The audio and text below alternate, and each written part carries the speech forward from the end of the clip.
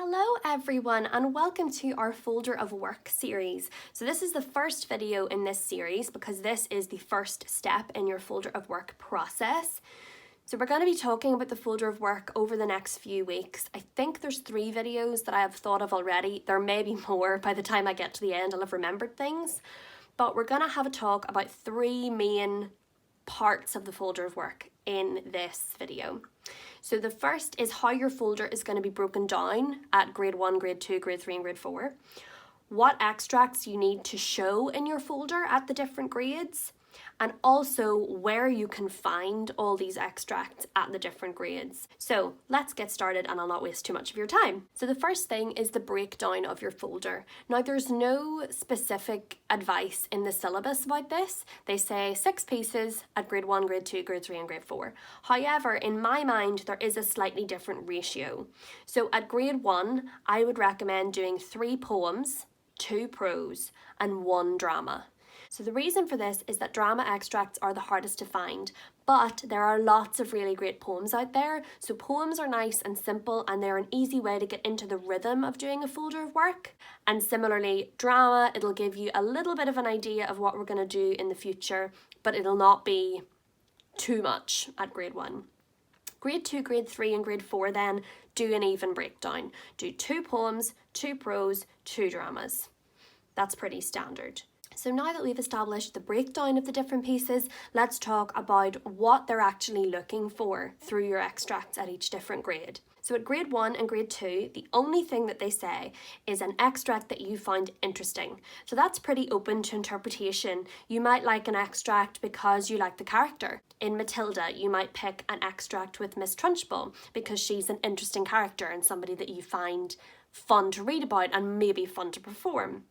You might pick an extract because it's the climax or a really interesting moment in the plot. In Wonder, for example, you might pick the moment when Augie is getting his Henry Ward Beecher medal. It might be because it reminds you of something that's happened in your own life. So maybe you don't like going to the dentist, so you find the scene where Alfie goes to the demon dentist in David Walliams' book really interesting. Or it might be that the book or the section involves some of your interests. So for example, I love elephants. So because I love elephants, I might enjoy reading about baby Ruby, the baby elephant in The One and Only Ivan. So those are sort of the 4 different things that you can start to think about when you're picking extracts. But again, if you find it interesting for another reason, it's totally open to interpretation. You pick extracts that you find interesting. Grade 3 then, in the syllabus it says the language used has made an impact. So in this one there'll be a closer look at the text, but I'm going to talk more about that in the next video. We're going to talk all about annotation. So for now, really you just want to pick text that you think the language has done something interesting. Even if you're not sure, if it's an extract that you like, chances are you like it because of the language. It might be because it paints a pretty picture in your head. It might be because the character's speaking and they're really funny. It can be all sorts of things. So again, I would just stick to looking for texts that are interesting. But if you come across one where you're like, wow, that's a really great sentence or a really great scene because it uses lots of adjectives or it does this or it does that with the dialogue, then that would be a really good one to include. Finally then, at grade 4, your extracts have to be linked by a theme. So I am going to include a document in the description which will have just a big long list of themes that you might want to use. So for grade 4, your pool is going to be a little bit smaller. Once you select your theme, you're going to be going and looking for different texts that apply to that theme, which is slightly different than what we've done previously.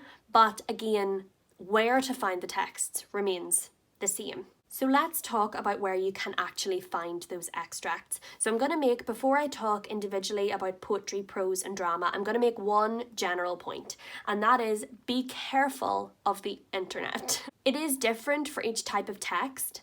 I love the internet and it has some really great information out there, but really it's not the place to go for extracts for your folder of work. Sometimes if they are publishing a poem online, they'll have to change it a wee bit to comply with copyright. So they might change the punctuation or the words that they use, and that means that it's not accurate. And if you are unlucky and you get an examiner who knows the piece really well and knows that that's not where the punctuation is, or knows that that's not the word that was used, you're going to be in diffs. Also, it's really hard to discern the quality of a poem when you're reading online.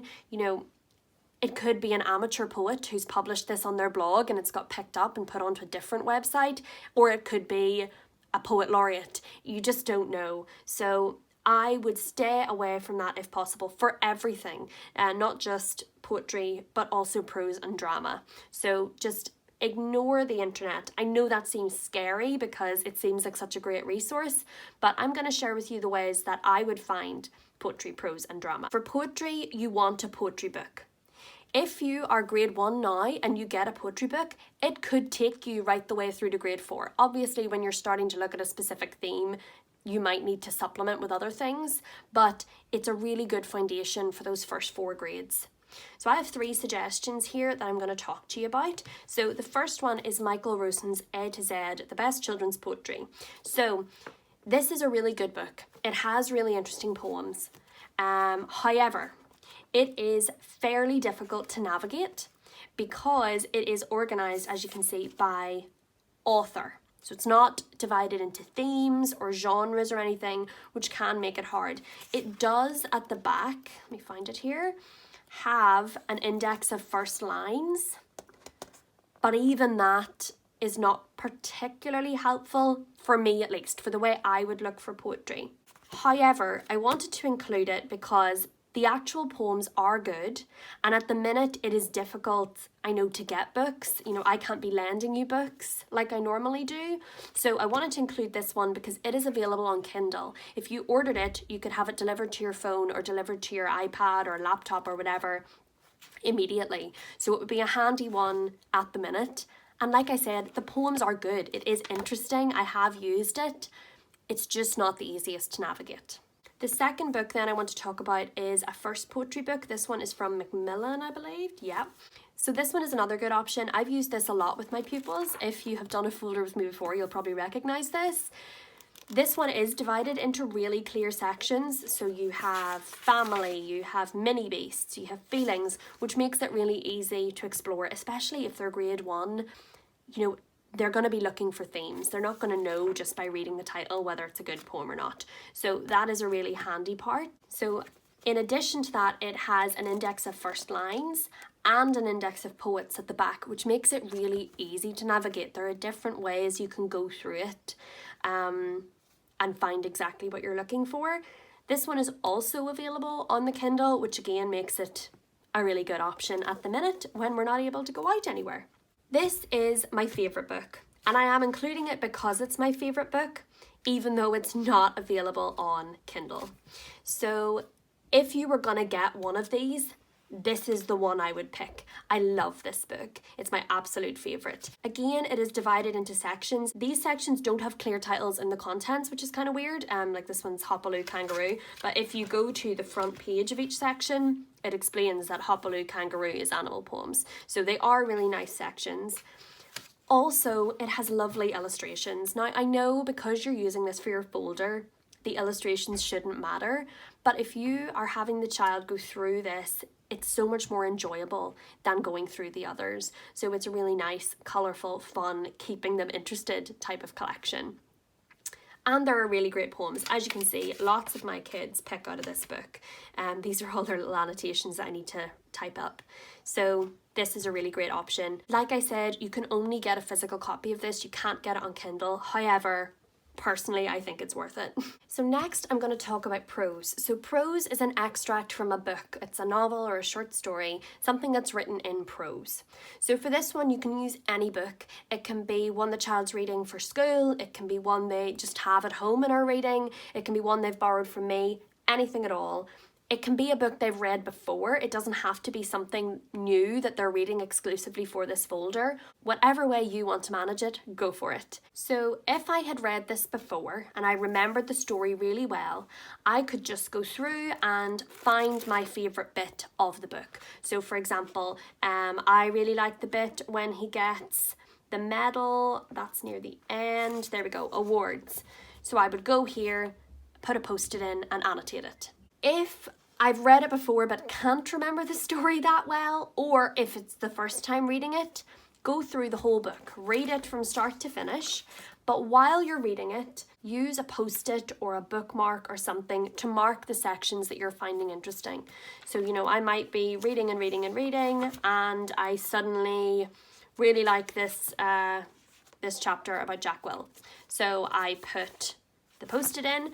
By the end of it, I might have 3 post-its, I might have 10 post-its, depending on the child. Once I've completely finished the book, I can go back to each of the post-its and I can pick the one extract, one from each book that I want to use for my folder. So again, for me, that would be the one at the end, the awards.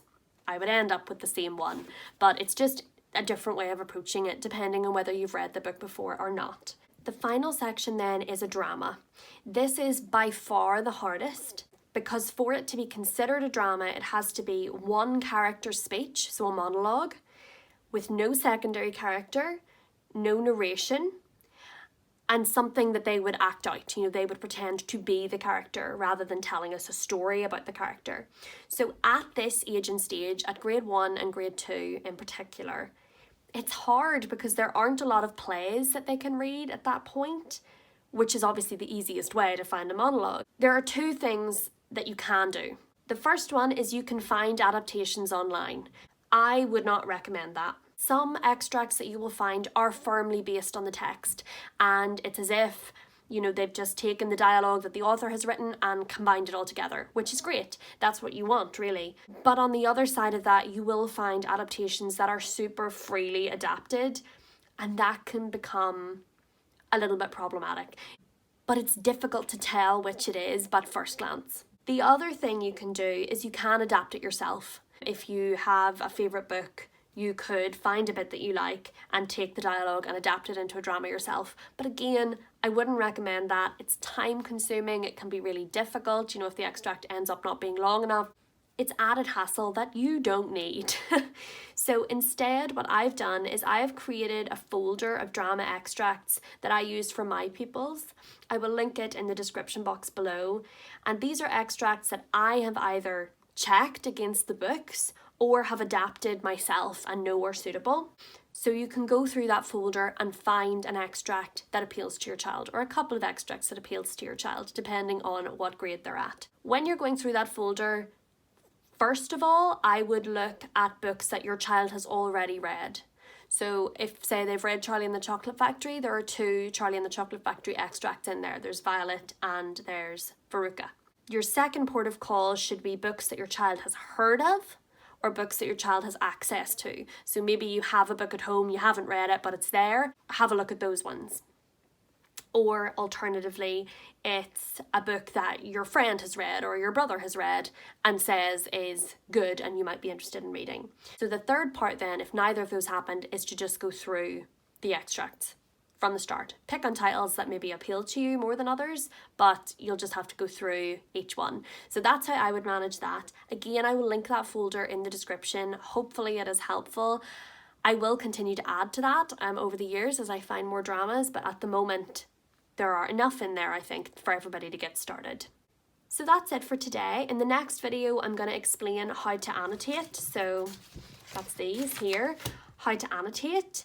And that's going to help the children to really delve deeper into the extract and into the text and to lay the foundation that they're going to need when they get to the end of their folder and are going to write their personal reflection. So I hope this was useful. If you have any questions or there's anything that I didn't explain properly, let me know and I will try to clear that up for you. I hope you're all doing really well and I will see you next week with our annotation episode.